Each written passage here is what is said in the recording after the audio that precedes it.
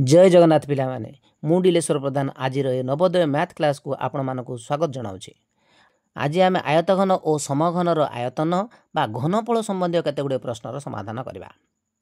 तेबे पिला माने प्रश्न उठे ए आयतन कौन तुम्हें पिला माने तृतीय श्रेणी निश्चित भाव में द्विमात्रिक और त्रिमात्रिक वस्तु विषय पढ़ीच मन पका टे। त्रिमात्रिक वस्तु गुड़िक भितर आयतघन और समघन को केवल आलोचना करवा। ये हूँ आमर गोटे आयतघन। देख भल भाव इटा गोटे आयतघनाकार वस्तु, सेपरी तुमर बाक्स गोटे आयतघनाकार वस्तु, ठीक है ना। ये गोटे आमर कौन आयतघन। ये आयतघन जो देखा बेले सबू पार्श्व पिले आयताकार होता है। ये गोटे आयताकार, ये भी आयताकार, ये भी आयताकार, सबू 6टी पार्श्व अच्छी एवं 6टी जाक आयताकार होता है। तुमको पिले मुझे गोटे आयतघनाकार वस्तु टी देखई दूसरी देख पिला माने मोबाइल चार्जर टी भल भाव देख। ये गोटे तल आमर अच्छी, ये गोटे तल, 2टी तल होगला। सेपरी ये गोटे तल, ये गोटे तल, केतरी होगला 4टी तल होगला। सेपरी ये गोटे टोटाल 6टी तल आमर होगला। तो पिले जो देखा बेले ये हूँ आमर दैर्घ्य, ये हूँ आमर प्रस्थ, ये हूँ उच्चता। ठीक अच्छे पिले दैर्घ्य प्रस्थ उच्चता भी अच्छी एवं ये जेतिकी जागा पिले माड़ी बसुची भल भाव बुझ। आयत घन हेउ बा समघन हो जेतिकी स्थान अधिकार करिथाए ताकू आमर आयतन बोली कुहा जाए। ताले आयतन काहाकू कुहा जाए लिखिबा घनाकार वस्तु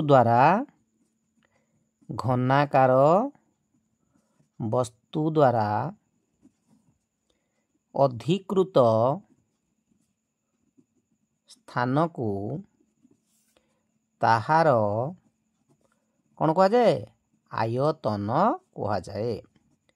तो पिले कौन बुझिला आमे जे घनाकार वस्तु कहले ये आमर आयत घन ये सेपर जदि आम कह समघन हो पारे मध्य। समघनर पिले प्रत्येक पार्श्व आमर कौन हम ना वर्ग चित्र हम कौन हम प्रत्येक पार्श्व आमर वर्ग चित्र होता है। ये पिले गोटे देख आमर समघन लुडु गोटी या कह जाए। तो ये लुडु गोटीर प्रत्येक पार्श्व आमर कौन हो वर्ग चित्र हो। ये मध्य वर्ग चित्र हम, ये सबू 6टी जाक पार्श्व वर्ग चित्र होता है। ताहले पिले घनाकार वस्तु से समघन हो बा आयतघन हो, सिलिंडर हो बा कोन हो, जेकोसी घनाकार वस्तु द्वारा अधिकृत स्थान को माने जेतिकी स्थान सी अधिकार करथाए ताकू तार कौन कह जाए आयतन कह जाए। किंतु पिले समस्त आयतन कथा ये आम पढ़ानी। प्रथमे आम देखा आयत घनर आयतन। तो ये आयत घनर आयतन पिले बाहर करवा। आयत घनर आयतन। तो ये आयत घनर आयतन बाहर कर सूत्रटी पिले हूँ कौन ना दैर्घ्य गुणन प्रस्थ गुणन उच्चता। ठीक अच्छे पिले दैर्घ्य प्रस्थ उच्चता 3टी जाक गुणन करदेले ये आयत घनर आयतन बा घनफल बाहर। सेपरी समघनाकार वस्तु जोटा कि समघन आम कहते ये समघनर आयतन, समघनर आयतन, समघनर आयतन बाहर सूत्र पिले हूँ कौन बाहु गुणन बाहु गुणन बाहु। अर्थात बाहु 3टा आम गुणवा। दैर्घ्य प्रस्थ उच्चता अलग अलग थिला किंतु एटे दैर्घ्य जहाँ प्रस्थता उच्चता ताहा अर्थात सबू बाहु गुड़िकर दैर्घ्य समान बा सबू धार गुड़िकर दैर्घ्य समान होता है। तेणु आकु आमे बाहु गुणन बाहु बोली कहबा किंबा आकु कहि परबा बाहुर घन बोली। ठीक अछि बाहुर घन बोली आमे मध्य कहि परबा। आ गोटे कथा बिले मन रखि थाओ आयतन बा घनफल लेखिला बेले निश्चित भाव में घन एकक प्रकाश करवा। घन मीटर हो पारे, घन सेंटीमीटर हो पारे, घन किलोमीटर हो पारे, यहाँ को से भाया घन सेंटीमीटर, घन डेसीमीटर, घन मिलीमीटर जहाँ भी हेले घन एकक आमको प्रकाश करने को पड़ो। ताले पिले आम बुझीपारे जे समघनर घनफल बाहला कौन बाहु गुणन बाहु बा बाहुर घन। सेपरि आयत घनर आयतन बा घनफल कि बाहर दैर्घ्य गुणन प्रस्थ गुणन उच्चता। सब बेले मन रखा तार आयतन को घन एकक प्रकाश करवा, यार मध्य घन एकक प्रकाश करवा मन रहा पिले। तो पिला माने प्रथम प्रश्नटी को देखंतु एक समघनर गोटे बाहुर दैर्घ्य 8 मीटर हेले आयतन केते। तो पिले आमे पढ़ी समघनर आयतन किपरि बाहर करा जाए ନା ବାହୁ ଗୁଣନ ବାହୁ ବା ବାହୁର ଘନ ବୋଲି ଆମର କୁହାଯାଏ। ତ ଏଠି ପିଲେ ବାହୁ କେତେ ଦେଇଛି ନା ଗୋଟିଏ ବାହୁର ଦୈର୍ଘ୍ୟ ଦେଇଛି 8 ମିଟର। ତେଣୁ ତାର ଘନଫଳ କେତେ ହେବ 8 ମିଟରର 3 ଘାତ ମାନେ 8ର ଘନ ମାନେ କ'ଣ 8 ମିଟର ଗୁଣନ 8 ମିଟର ଗୁଣନ 8 ମିଟର। ତାହେଲେ 8 ଅଷ୍ଟା କେତେ 64 64 ଅଷ୍ଟା କେତେ ନା 512। ଆପଣମାନଙ୍କୁ କ'ଣ କହିଥିଲି ଆୟତନକୁ ନିଶ୍ଚିତ ଭାବରେ ଘନ ଏକକରେ ପ୍ରକାଶ କରିବା ଅର୍ଥାତ୍ ଘନ ମିଟର ଆମେ ଲେଖିବା କାରଣ ଏଠି ମିଟର ଏକକ ଦେଇଥିଲା। ବୁଝିପାରିଲେ ପିଲାମାନେ ଆପଣମାନଙ୍କୁ ଗୋଟିଏ ଅନୁରୋଧ ନିଶ୍ଚିତ ଭାବରେ ଭିଡ଼ିଓଟିକୁ ଗୋଟିଏ ଲାଇକ୍ କରିଦିଅନ୍ତୁ ଏବଂ ଆମ ଚ୍ୟାନେଲକୁ ନୂଆ କରି ଆସିଥିଲେ ନିଶ୍ଚିତ ଭାବରେ ଚ୍ୟାନେଲକୁ ସବସ୍କ୍ରାଇବ୍ କରିଦିଅନ୍ତୁ ଏବଂ ବେଲ୍ ଆଇକନକୁ ଦବାଇ ଦିଅନ୍ତୁ। ଏବେ 2 ନମ୍ବର ପ୍ରଶ୍ନ ଦେଖିବା। ଏକ ଆୟତ ଘନର ଦୈର୍ଘ୍ୟ ପ୍ରସ୍ଥ ଓ ଉଚ୍ଚତା ଯଥାକ୍ରମେ 12 ମିଟର 10 ମିଟର ଓ 8 ମିଟର ହେଲେ ଆୟତନ କେତେ? ଆମେ ଜାଣିଛନ୍ତି ଆୟତ ଘନର ଆୟତନ ବାହାରିବାର ସୂତ୍ର ଦୈର୍ଘ୍ୟ ଗୁଣନ ପ୍ରସ୍ଥ ଗୁଣନ ଉଚ୍ଚତା ଅର୍ଥାତ୍ 12 ମିଟର ଗୁଣନ 10 ମିଟର ଗୁଣନ 8 ମିଟର କରିବା। 12 ଗୁଣନ 10 ଗୁଣନ 8 12 ଅଷ୍ଟା 96 ଇଏ ଗୋଟେ ଶୂନ ଅର୍ଥାତ୍ 960 ଘନ ମିଟର ହେଲା ଉତ୍ତର। ଠିକ୍ ଅଛି ପିଲେ। ଏବେ 3 ନମ୍ବର ପ୍ରଶ୍ନକୁ ଦେଖିବା। ଗୋଟିଏ ଆୟତ ଘନର ଆୟତନ 30,000 ଘନ ସେଣ୍ଟିମିଟର ଏହାର ଦୈର୍ଘ୍ୟ 40 ସେଣ୍ଟିମିଟର ଓ ପ୍ରସ୍ଥ 30 ସେଣ୍ଟିମିଟର ହେଲେ ଉଚ୍ଚତା କେତେ? ଆମେ ପିଲେ ଆୟତ ଘନର ଆୟତନ ବାହାରିବାର ସୂତ୍ର ଜାଣିଲେ କ'ଣ ନା ଦୈର୍ଘ୍ୟ ଗୁଣନ ପ୍ରସ୍ଥ ଗୁଣନ ଉଚ୍ଚତା ଏଇଟା ହେଲା ଆୟତନ ବାହାରିବାର ସୂତ୍ର। ତ ପିଲେ ଏଇ ଯେଉଁ 4টাରୁ ଆୟତନ ଦୈର୍ଘ୍ୟ ପ୍ରସ୍ଥ ଉଚ୍ଚତାରୁ କ'ଣ କ'ଣ ଦେଇଛି ଆୟତନ ଦେଇଛି ଏଇଟା ଦେଇଛି ଦୈର୍ଘ୍ୟ ଦେଇଛି ଏଇଟା ପ୍ରସ୍ଥ ଦେଇଛି ଏଇଟା ଉଚ୍ଚତା ବାହାର କରିବା। ଏ ଉଚ୍ଚତା ପିଲେ ବାହାର କରିବାର ସୂତ୍ରଟି କ'ଣ ନା ଏଇ ଦୈର୍ଘ୍ୟ ପ୍ରସ୍ଥ ଯେତିକି ହେଲା ଗୁଣନ କରିକିନା ଆୟତନରେ ହରଣ କରିବା। ତାହେଲେ ଉଚ୍ଚତା ବାହାରିବ କେମିତି ଆମର ନା ଆୟତନ ହରଣ ଦୈର୍ଘ୍ୟ ଗୁଣନ ପ୍ରସ୍ଥ। ତାହେଲେ ଆୟତନ ଏଠି କେତେ ଦେଇଛି 30,000 ଘନ ସେମି ବିଭକ୍ତ 40 ଗୁଣନ 30 ହେଲେ କେତେ ହେଉଛି ପିଲେ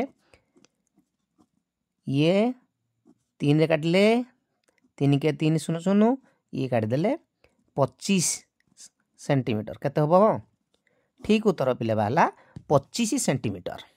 ଏବେ 4 ନମ୍ବର ପ୍ରଶ୍ନକୁ ଦେଖିବା। ଗୋଟେ ଆୟତ ଘନର ଘନଫଳ 52,500 ଘନ ମିଟର ଏହାର ଦୈର୍ଘ୍ୟ 50 ମିଟର ଓ ଉଚ୍ଚତା 30 ମିଟର ହେଲେ ପ୍ରସ୍ଥ କେତେ? ଏବେ ଯେମିତି ଆମେ ଉଚ୍ଚତା ବାହାର କଲେ ସେହିପରି ପିଲେ ପ୍ରସ୍ଥ ବାହାର କରିବା। ତାହେଲେ ପ୍ରସ୍ଥ କିପରି ବାହାର କରିବା ନା ଆୟତନ ହରଣ ଦୈର୍ଘ୍ୟ ଗୁଣନ ଉଚ୍ଚତା। ଠିକ୍ ଅଛି।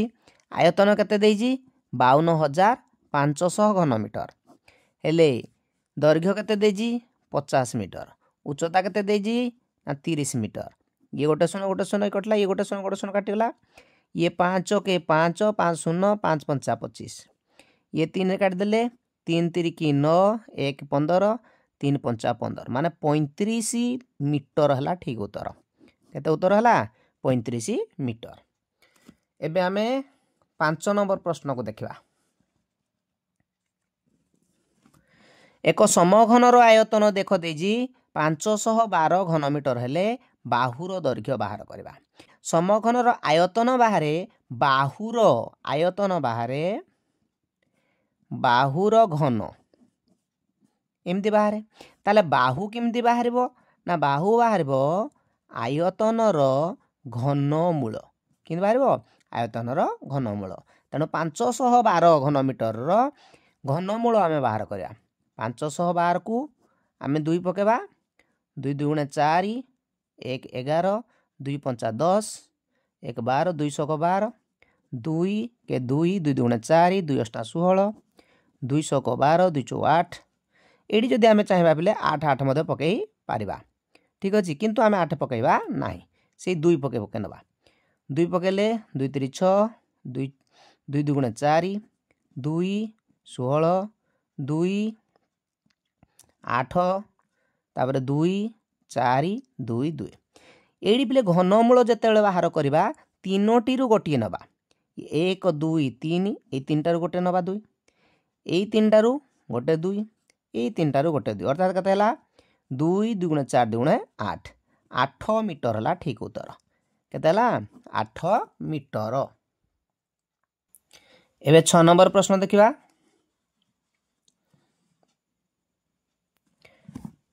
एक दियासिली खोलर दैर्घ्य 4 सेंटीमीटर प्रस्थ 3 सेंटीमीटर उच्चता 1 सेंटीमीटर ताल तार आयतन पिले केते बाहरिबो 4 सेंटीमीटर गुणन 3 सेंटीमीटर गुणन 1 सेंटीमीटर माने 4 3 12 के 12 घन सेंटीमीटर।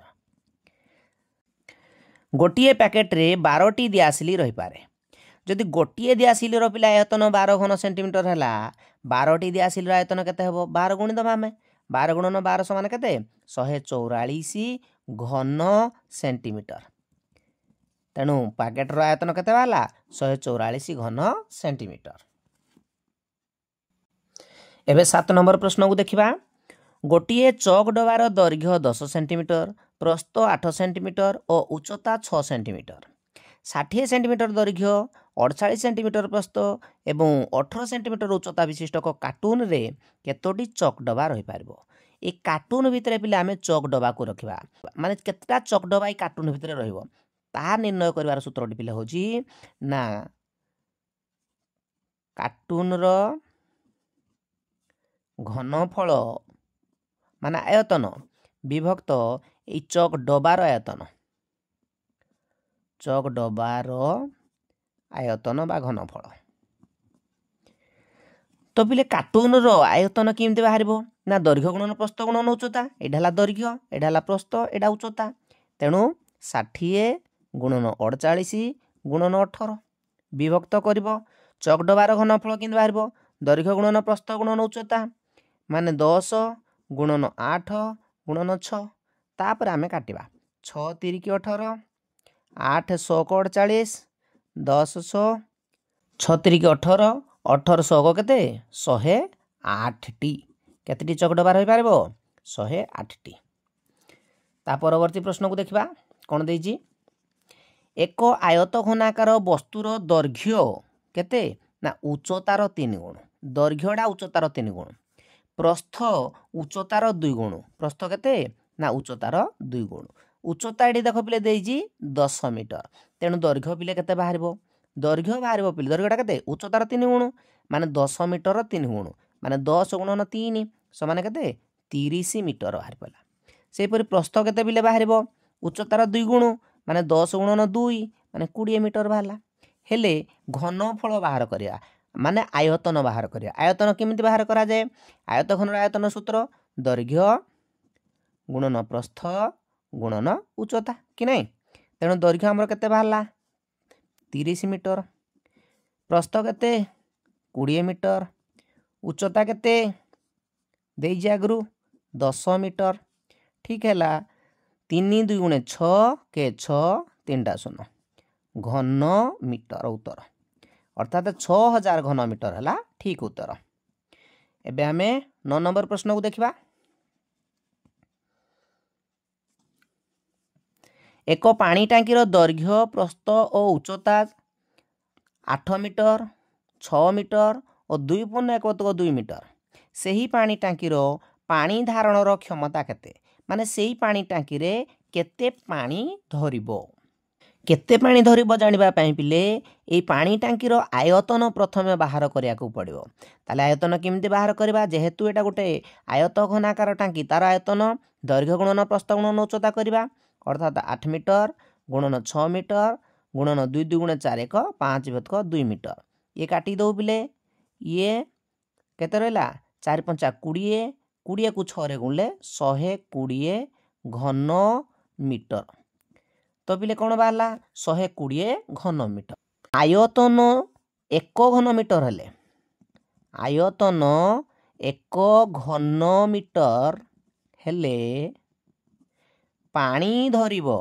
पानी धरे 1000 लिटर मन रहा आयतन जदि 1 घन मीटर है पानी से धरब बोले 1000 लिटर तो से हिसाब रे ये आयतन हूँ 120 घन मीटर 120 घन मीटर हेले पानी केते पिले धरब 120,000 घन 120,000 लिटर केते धरिबो 120,000 लिटर।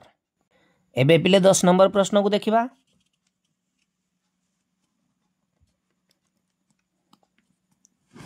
कौन देजी गोटे बोतलर आयतन 200 घन सेंटीमीटर। बोतलर आयतन 200 घन सेंटीमीटर। गोटे कुंडर क्षमता 35 लिटर माने कुंडरे 35 लिटर पानी धरिबो।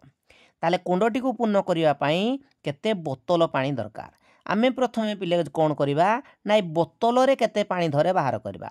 आमे पिले मने रखिबा जे जदि आयतन 1 घन सेंटीमीटर हुए, जदि आयतन 1 घन सेंटीमीटर हबो ताले पानी धरिबो सेथरे पानी धरे 1 मिलीलिटर। मिलीलिटर मन रहला आयतन 1 घन सेंटीमीटर हेले पानी धरिबो 1 मिलीलिटर। से हिसाब रे आयतन केते देजी 200 घन सेंटीमीटर। तेणु 200 घन सेंटीमीटर रे 200 घन सेंटीमीटर हेले पानी धरिबो 200 मिलीलिटर। 200 मिलीलिटर ठीक अछि पिले। एवं कुंडर क्षमता केते 35 लिटर। 35 लिटर एटा पिले लिटर अछि एटा मिलीलिटर अछि समान एकक करबा। ए लिटर टाको मिलीलिटर करबा। आमे जानि दे 1 लिटर जे 1000 मिलीलिटर 35 लिटर हेले 35,000 मिलीलिटर। 35,000 मिलीलिटर रे आमे 200 मिलीलिटर को कोन करबा हरण करबा। हेले केते हला पिले 2 के 2 2 सता 14 2 माने 175 बोतल केते धरला 175 बोतल पानी धरिले आमर कुंडटी पूरी जीवो।